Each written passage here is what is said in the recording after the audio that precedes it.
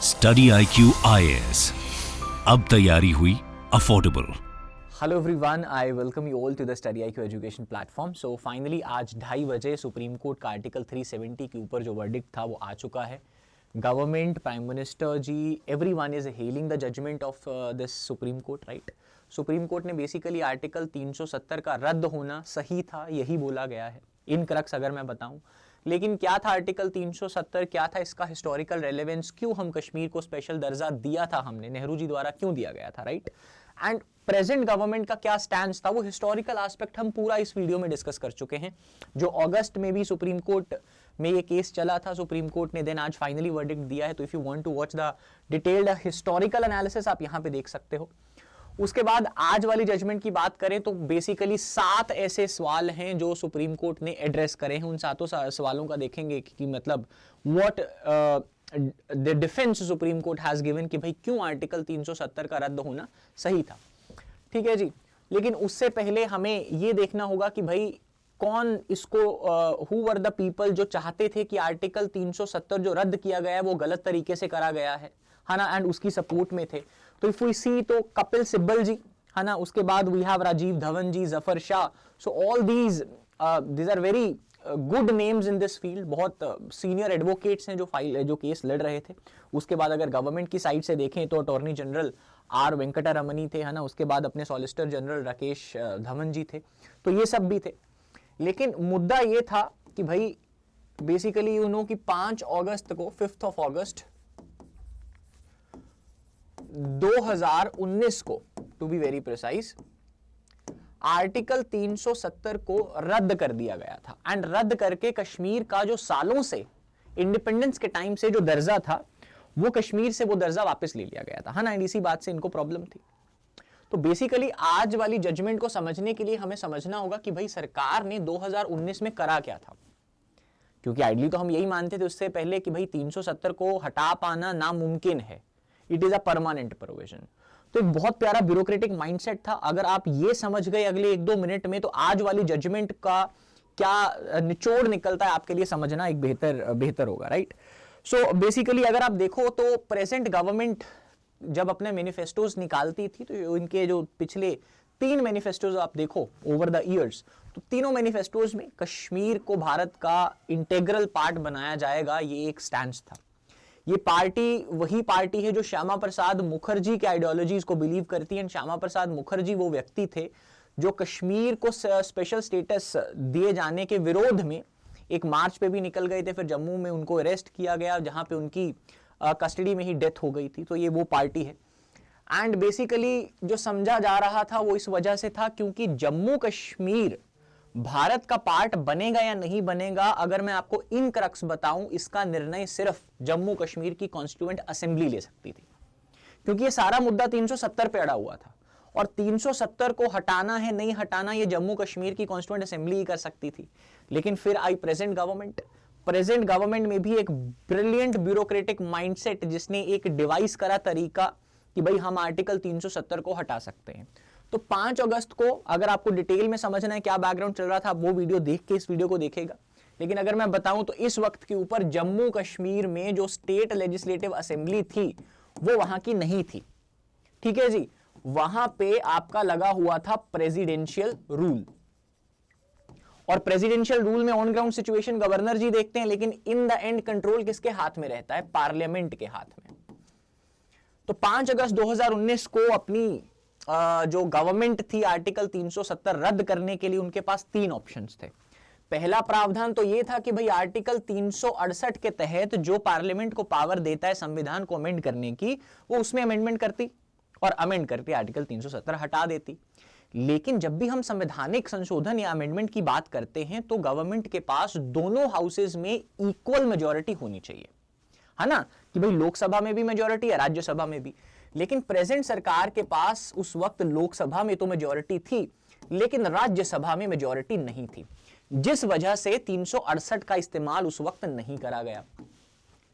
दूसरा प्रावधान उनके पास था कि भाई आर्टिकल 370 के तहत यह लिखा गया है, अगर प्रेसिडेंशियल ऑर्डर निकलता है, उस प्रेसिडेंशियल ऑर्डर में यह बोला जाता है कि भाई आर्टिकल 370 को हटा दिया जाए एंड उस प्रेसिडेंशियल ऑर्डर को काउंटर साइन करती है जम्मू कश्मीर की कॉन्स्टिट्यूएंट असेंबली, तो तब भी आर्टिकल 370 हट सकता है।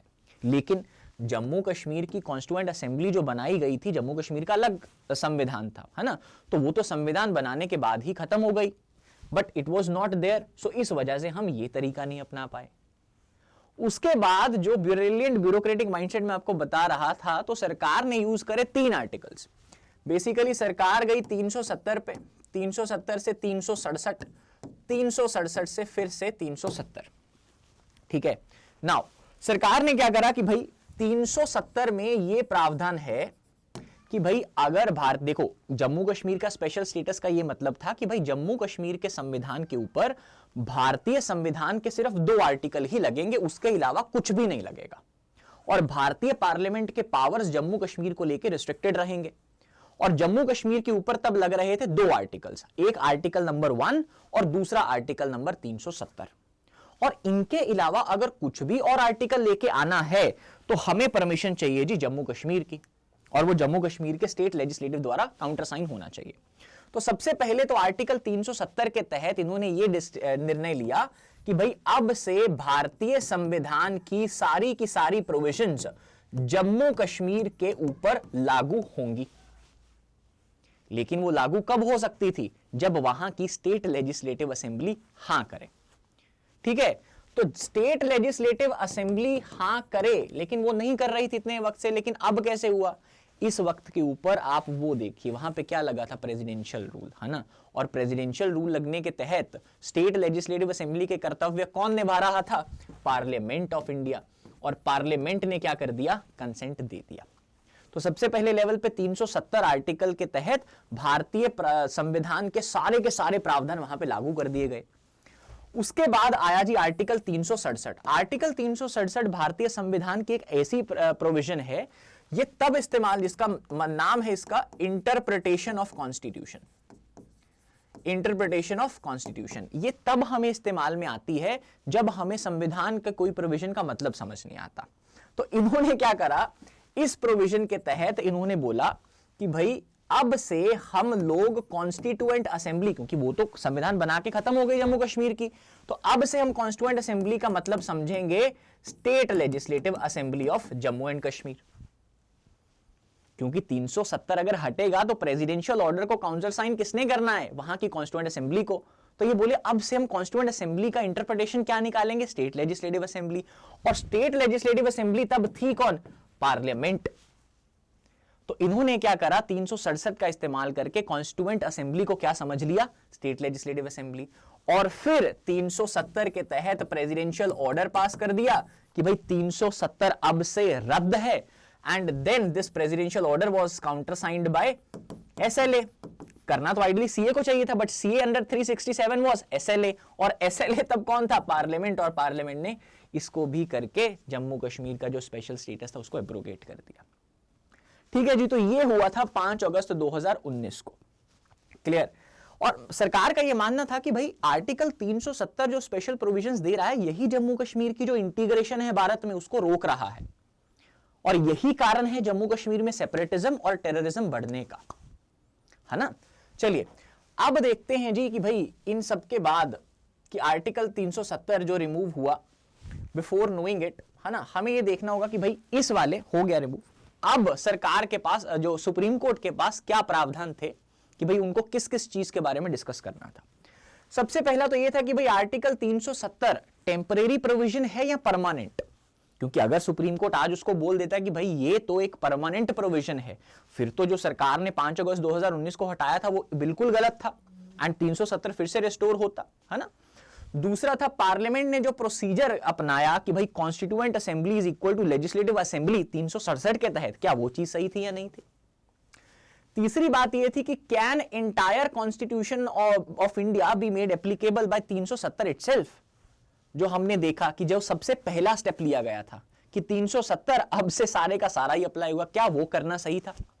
उसके बाद whether 2019 actions are permissible without constituent assembly, कि वहां पे तो लिखा गया था 370 अगर रद्द होगा प्रेसिडेंशियल ऑर्डर को कॉन्स्टिट्यूएंट असेंबली काउंटर साइन करेगी, पर कॉन्स्टिट्यूएंट असेंबली के तो बिना ही सब कुछ कर दिया गया, क्या ये चीज भी वैलिड है या नहीं। अगला क्वेश्चन देखें कि भाई whether presidential order and dissolution of J&K assembly constitutionally valid. तो यूजुअली क्या होता है, अगर आप मान लीजिए किसी भी स्टेट का मशीनरी सही नहीं चल रहा तो वहां पे डायरेक्टली प्रेसिडेंशियल रूल आता है ना, 356 के तहत। लेकिन जम्मू कश्मीर की स्पेशल असेंबली का यह था कि भाई अगर ऐसा कुछ लाना भी है तो उससे पहले गवर्नर रूल आना चाहिए कुछ टाइम के लिए। तो वो पहले गवर्नर रूल लेके आना, वहां की स्टेट लेजिस्लेटिव असेंबली को रद्द करके गवर्नर रूल के बाद प्रेसिडेंशियल रूल लेके आना, तो क्या सरकार पहले से इंटेंशनली ऐसा चल रही थी? और अगर चल रही थी तो क्या वो सरकार की इंटेंशन सही थी? ये भी क्वेश्चन था। उसके बाद whether reorganisation constitutionally valid without consultation of the state. Under article 3 Bharat संविधान का जो आर्टिकल नंबर 3 है वो बोलता है कि भाई किसी भी स्टेट का अपना जो area boundary this and that अगर चेंज करना है वो सेंटर की सरकार कर सकती है, लेकिन इसको करने से पहले प्रेसिडेंट जी उस स्टेट असेंबली से सलाह लेंगे कि भाई हम करें या ना करें। दो वो बाइंडिंग नहीं है, वो कुछ भी बोले लेकिन एक बार सलाह लेनी तो बनती है। लेकिन तब की स्टेट लेजिस्लेटिव असेंबली तो थी नहीं, तो ये सब प्रोसीजर जो जम्मू कश्मीर को स्टेट से यूटी बना दिया गया, क्या ये भी सही था या नहीं? क्योंकि आर्टिकल 3 तो बोलता है सलाह लेने के लिए, लेकिन सलाह लेने के लिए तब स्टेट लेजिस्लेटिव असेंबली तो थी नहीं, है ना। उसके बाद कि भाई whether presidential action on behalf of Jammu Kashmir legislature constitutionally valid, कि भाई आप कॉन्स्टिट्यूएंट असेंबली को स्टेट लेजिस्लेटिव असेंबली मान लिया और स्टेट लेजिस्लेटिव असेंबली को फिर पार्लियामेंट मान लिया, क्या ये चीज कॉन्स्टिट्यूशनली वैलिड है? क्योंकि इन द एंड तो कॉन्स्टिट्यूएंट असेंबली चाहिए ना, उसको आप इंटरप्रेट दूसरे तरीके से करके वो निर्णय लेके आ रहे हो, क्या वो सही है या नहीं? तो ये सब विचार के अधीनता भी देखते हैं कि भाई what supreme court has said about it. But before that this is your SIP plus batch, है ना। अगर आप कॉम्प्रिहेंसिव तरीके से प्रीलिम की तैयारी करना चाहते हो with daily test and daily ranks, ताकि आप पता लगा पाओ कि भाई आप कहां पे स्टैंड कर रहे हो, टू बियर और simulate that original exam pressure, so you can subscribe to this course. This is your prelims test series and this is जो ACIO का पेपर आ रहा है उसका second batch is starting from today itself. It is available on discounted prices of 3999 and then your GS foundation P2I, किसी भी if you have to prepare for any exam, foundation is the crux of that, है ना। और इस foundation में आपकी सारी तैयारी मर्ज कर दी गई है प्रीलिम से लेके इंटरव्यू तक की, clear. And it's batch 5 starting from 8th of December, right, it has started already.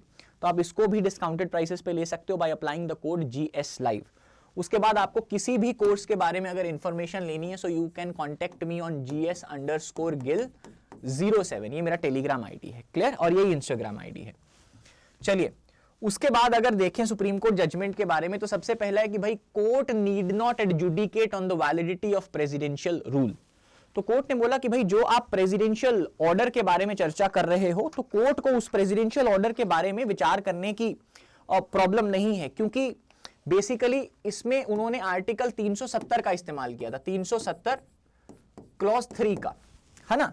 तो 370 क्लॉज 3 के अंडर प्रेसिडेंशियल ऑर्डर ला के जो 370 आर्टिकल रद्द कर दिया गया है, वो ये बोलना चाहता है कि इसमें कॉन्स्टिट्यूएंट असेंबली की राय लेना जरूरी था। आप यही बोल रहे हो कि भाई कॉन्स्टिट्यूएंट असेंबली की राय ली जाए, लेकिन कॉन्स्टिट्यूएंट असेंबली तो एक बार आने मतलब संविधान बनाने के बाद रद्द हो गई। तो दिस मीन्स कि भाई अगर कॉन्स्टिट्यूएंट असेंबली रद्द हो गई तो भारतीय संविधान भी एक स्टेज ऑफ स्टेग्नेशन पे आ जाएगा, कि भाई आप कॉन्स्टिट्यूएंट असेंबली नहीं है तो भारतीय संविधान अपने आप को कभी अमेंड ही नहीं कर पाएगा। And by the virtue of not having constituent assembly will Indian constitution attain a sense of permanence? नहीं। हमारा भारतीय, अगर मैं आपको दूसरे तरीके से भी समझाऊं, हमारा भारतीय constitution is a transformative constitution. Transformation का मतलब है बदलाव। देखिए, इसको समझना है तो चाइना में जो बेसिकली चाइना जब आजाद हुआ था तो वहां पे रेवोल्यूशन ने प्रोसीड करा था, it started from a newly fresh state. लेकिन हमने क्या सोचा था कि भाई हमारे ग्रेजुअल ट्रांसफर ऑफ पावर था, तो जो भी वो इगैलिटेरियन सोसाइटी थी, हाईली इगैलिटेरियन सोसाइटी, उसको मॉडर्न सोसाइटी में कन्वर्ट करने का जिम्मा किसका था? कॉन्स्टिट्यूशन ऑफ इंडिया का, है ना। हमारे लिए तो यही रेवोल्यूशनरी डॉक्यूमेंट था, और ये रेवोल्यूशनरी डॉक्यूमेंट टाइम के ऊपर रेवोल्यूशन तभी ला पाएगा if it is able to change itself in accordance with the times and exigencies. तो उसके लिए इसका तो अमेंड होना तो बनता है ना। अगर आप कॉन्स्टिट्यूएंट असेंबली पे ही अड़े रहोगे तो इसका मतलब तो ये है कि भाई भारतीय संविधान कभी बदल ही नहीं सकता। नहीं, ऐसा नहीं है। सो इस वजह से उन्होंने बोला कि भाई प्रेसिडेंशियल रूल जो आया, it is very much correct, no problem, we don't even need to adjudicate on that. उसके बाद अगर अगले क्वेश्चन पे बढ़े कि भाई every decision of union when state is under presidential rule can not be challenged. उनका मानना यह कहना यह था कि भाई यूनियन ने अपने आप को ही स्टेट लेजिस्लेटिव असेंबली बोल दिया, तो क्या यह सही है? वो बोले कि भाई जब भी किसी भी स्टेट में वो अपनी एडमिनिस्ट्रेशन सही से नहीं चला पाती तब ये यूनियन का जिम्मा बनता है कि भाई वो वहां पे जाके चीजों को संभाले, और उस साम संभाल में उसको जो भी एक्शन लेने पड़ते हैं अगर हम उन एक्शंस को भी देखने लग गए तो then union can not administrate in true spirit. तो फिर हम यूनियन द्वारा जो एक स्टेट पे ऊपर मुसीबत आई है कि it is not able to administrate properly, अगर हम उस सेंस में भी यूनियन के एक्शंस को जज करने लग जाएंगे then it will not be correct. ठीक है, तो उसने फिर ये भी बात को डिनाई कर दिया। मतलब कहने का मतलब ये है कि भाई यूनियन ने जो अपने आप को स्टेट लेजिस्लेटिव असेंबली को पार्लियामेंट का दर्जा दिया, that was very much correct, no problem in that. उसके बाद Jammu Kashmir did not retain an element of sovereignty when it joined the union of India. तो ये बात हो रही थी कि भाई महाराजा हरि सिंह जी ने जो इंस्ट्रूमेंट ऑफ एक्सेशन साइन करा था, तो जब उन्होंने इंस्ट्रूमेंट ऑफ एक्सेशन साइन कर दिया था एंड उन्होंने आर्टिकल नंबर 1 को मान लिया था। आर्टिकल नंबर वन क्या बोलता है? India that is Bharat shall be union of states. लेकिन यूनियन ऑफ स्टेट्स में आपको एक दो बातें समझनी पड़ेंगी। विश्व भर में दो मॉडल चलते हैं, एक है कमिंग टुगेदर मॉडल, एक है holding together model. Coming together model is United states, वहां पे स्टेट्स खुद साथ में आई हैं और उन्होंने अपना एक यूनियन बनाया है, उसी को फेडरलिज्म बोला जाता है। फेडरलिज्म का मतलब है कॉन्ट्रैक्ट, तो स्टेट्स ने साथ में आके कॉन्ट्रैक्ट करा है जहां पे स्टेट्स इक्वल की भागीदारी है उसमें, और वो कभी भी सीड कर सकती हैं। लेकिन महाराजा हरि सिंह जी ने इंडियन कॉन्स्टिट्यूशन का आर्टिकल नंबर 1 माना। इंडियन कॉन्स्टिट्यूशन का आर्टिकल नंबर 1 बोलता है holding together model, when centre is holding the states. और जब उन्होंने इंस्ट्रूमेंट ऑफ एक्सेशन साइन कर दिया, भारतीय कॉन्स्टिट्यूशन का आर्टिकल 1 जम्मू कश्मीर पे लग गया। दिस नोवेयर मीन्स कि भाई जम्मू कश्मीर की जो सोवरेनिटी है वो भारत की सोवरेनिटी से ऊपर होगी, इन नो केस। तो Jammu Kashmir has already accepted an element of India's sovereignty when instrument of accession was signed। तो इस वजह से जम्मू कश्मीर अलग जाएगा या उसका स्पेशल स्टेटस होगा भारतीय कॉन्स्टिट्यूशन से भी ऊपर, ये नहीं होगा। ठीक है, this was a third point. उसके बाद article 370 is a temporary provision. वही बात कि भाई आर्टिकल 370 क्लॉज 3 को अगर कॉन्स्टिट्यूएंट असेंबली ही नहीं है तो कैसे हटाया जा सकता है? ऐसा कभी सवाल आ ही नहीं सकता, क्योंकि Indian constitution again is a transformative constitution and constituent assembly चला गया। This does not mean that any provision will be made permanent in nature. Indian constitution has to evolve, nothing can stagnate it, right. उसके बाद concurrence of state government not required to apply all provisions of constitution of India to Jammu and Kashmir by article number 370 clause 1 clause D. CJI ji ने इस पे बोला कि भाई the court can not sit in appeal over the decision of the president on whether the special circumstances under 370 exist और not, है ना। History shows की gradual process of constitutional integration was not going on. ठीक है, जो home minister जी ने 2019 में बोला था कि भाई आर्टिकल 370 हमारी ये इवैल्यूएशन है कि भाई इसी के कारण ही कश्मीर प्रॉपरली इंटीग्रेट नहीं हो पा रहा। इंटीग्रेशन की वजह से वहां पे जो एक्टिविटीज चल रही हैं सेपरेटिज्म की, टेररिज्म की, ये वहां के यूथ को बहुत इफेक्ट कर रही है। आपको आगे देखने को मिलेगा, जस्टिस कौल जी ने जो लास्ट पॉइंट में बोला है, you will see the truth and reconciliation का कॉन्सेप्ट, बहुत प्यारा कॉन्सेप्ट है उसका। उनके अकॉर्डिंग कहना है कि भाई जम्मू कश्मीर की एक पूरी यूथ ने इतनी डिस्टर्बेंस देख ली है कि भाई वो देखो, आइडियली होता क्या है, some elements in the state will create disturbance, और भारतीय स्टेट क्योंकि होल्डिंग टुगेदर मॉडल है, यूनियन की ये जिम्मेवारी है कि भाई अपनी स्टेट को बचाएगी। तो जब यूनियन फोर्सेस जाती है वहां पे उन एलिमेंट्स को रोकने के लिए, तो वहां के लोगों को क्या लगता है, क्योंकि वो लोग जो एलिमेंट्स हैं, जो लेट्स से कुछ भी शरारती अंसर हैं, वो आइडियली है तो उन्हीं लोगों के हिस्से ही। तो जब स्टेट जाती है उनको प्रोटेक्ट करने के लिए, तो वहां के लोगों को या यूथ को लगता है कि भाई स्टेट हम पे ऊपर एट्रोसिटीज कर रही है, ये उन्हें और एलियनेट करता है भारत के खिलाफ। तो इसी को कुछ ट्रूथ एंड रिकॉन्साइलेशन का कॉन्सेप्ट हम लास्ट स्लाइड में देखेंगे। लेकिन आइडियली ये कहना है कि भाई जम्मू कश्मीर का जो भी एलियनेशन था, सेपरेटिज्म, टेररिज्म वाली टेंडेंसीज थी, उसका कारण 370 था, and after that the improvements are to be seen. उसके बाद validity of J&K reorganisation act not necessary to be adjudicated upon reorganisation Ladakh valid.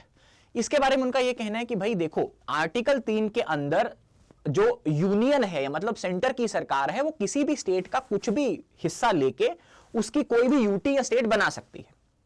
यही लिखा गया internal readjustment, increase the area, decrease the area, take out the area, make a state, यही लिखा गया article 3 में। तो जो उन्होंने लद्दाख के साथ करा, इट इज फाइन, कि you can take a part of any state and उसको आप यूटी बना सकते हो, no problem, but can in this article number 3 parliament convert entire state into UT, है ना? तो इस क्वेश्चन के ऊपर हम विचार नहीं करेंगे, this has to be seen, तो कोई प्रॉब्लम नहीं है, this is parliament's prerogative to be seen. And also इसमें यह बोला गया कि भाई जल्दी से जल्दी, जितना जल्दी हो सके, जम्मू कश्मीर का जो स्टेटहुड है उसको रेस्टोर किया जाए। और इसके बारे में सुप्रीम कोर्ट ने इलेक्शन कमीशन ऑफ इंडिया को भी हिदायत दी है कि भाई आप जल्दी से जल्दी देखिए कैसे जम्मू कश्मीर की स्टेट लेजिस्लेटिव असेंबली के इलेक्शंस हम लोग करवा सकते हैं, क्योंकि Jammu Kashmir has been made a UT with legislature. Clear है जी? And statehood of Jammu Kashmir to be restored at earliest, the court directed that steps shall be taken by Election Commission of India to conduct elections to the Jammu Kashmir Assembly by September 30th, right? Further, it stated that restoration of statehood shall take place as soon as possible.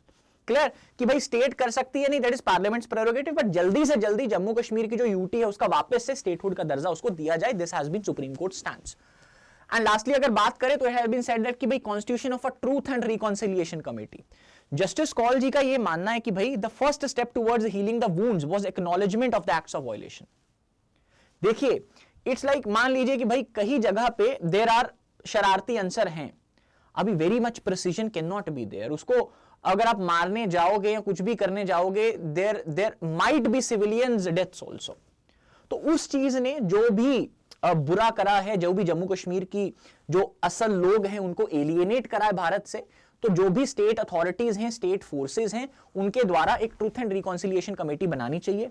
अगर state को लगता है कि भाई separatist tendencies को रोकने के लिए उन्होंने कुछ ऐसे एक्शंस करे हैं जिनकी वजह से जम्मू कश्मीर के लोग एलिएनेटेड हैं, so they should accept the truth, and truth को समझते हुए पार्लियामेंट को एक कमेटी बना के उनके साथ रिकॉन्सिलिएशन एक्टिविटीज करनी चाहिए। क्योंकि 80 या 90 के दशक से अभी तक एक पूरी की पूरी जो जनरेशन है यूथ की, वो बिल्कुल एलिएनेट हो चुकी है ना, और उस एलियनेशन को हमें रोकना है, and how we can stop it by the method of truth and reconciliation. So in crux if we have to sum up today's session, तो सुप्रीम कोर्ट ने बोला है कि भाई whatever government did by abrogating 370 was correct. 370 के ऊपर हम नहीं बहस करेंगे, जो भी एब्रोगेशन के बारे में बोल रहे थे कि गलत तरीके से हुई है, supreme court said everything is fine. And रही बात जम्मू कश्मीर को स्टेटहुड देने की, वो सही था या नहीं, पार्लियामेंट्स प्रेरोगेटिव, लेकिन जल्दी से जल्दी उसका जो स्टेटहुड है उसको वापस से कॉन्फर करा जाए, और इसके लिए उसने इलेक्शन कमीशन को भी बोला है कि भाई आप लोग ध्यान दीजिए। एंड लास्टली जो ट्रूथ एंड रिकॉन्सिलिएशन कमेटी, सरकार ने सेपरेटिज्म को रोकने के लिए जो भी सख्त कदम उठाए हैं, अगर उससे जम्मू कश्मीर की पॉपुलेशन एलिएनेट हुई है, गवर्नमेंट और the security forces should accept what they have done, they should deal with truth and hence with reconciliate with the population of Jammu and Kashmir. So that was the analysis. I hope you like it. Thank you so much. See you guys in the next one. Study IQ IAS. अब तैयारी हुई affordable.